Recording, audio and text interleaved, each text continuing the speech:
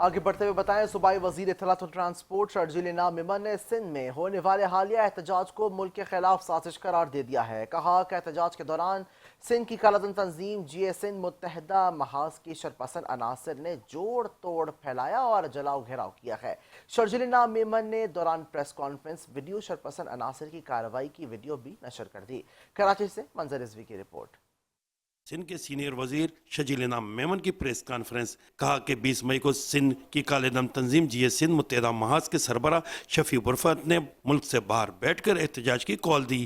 احتجاج میں مظاہرین کے ساتھ ڈھاٹے باندھے ڈنڈا بردار شرپسند عناصر بھی شامل ہو گئے، جن کے پاس بیک پیک میں دھماکہ خیز مواد اور جلاؤ گھیراؤ کے لیے کیمیکل بھی موجود تھا۔ اسی کیمیکل سے صوبائی وزیر داخلہ ضیاء لنجار کا گھر بھی جلایا گیا۔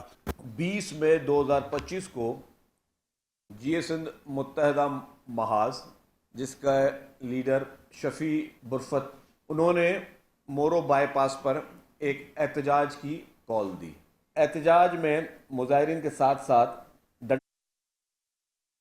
عناصر بھی موجود تھے جنہوں نے منہ پر کپڑے باندھے ہوئے تھے۔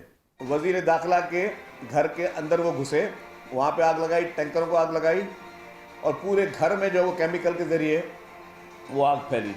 شرجیل میمن نے کہا کہ احتجاج میں شامل شرپسند عناصر کے تانے بانے دشمن ملک بھارت سے ملتے ہیں۔ شرپسند عناصر غیر مقامی اور غیر ملکی تھے۔ اس خبر کو صرف بھارت نے ہی ہائی لائٹ کیا، جس سے واضح ہوتا ہے یہ احتجاج ملک کے خلاف سازش تھی۔ تو اس مظاہرے میں کچھ ایسے لوگ بھی آئے جو کہ غیر مقامی افراد تھے۔ مظاہرین کے پاس جدید اسلحہ، ایسا جدید مادہ تھا جس سے لگ بھی رہا تھا کہ کچھ لوگوں سے کہ وہ غیر ملکی ہیں۔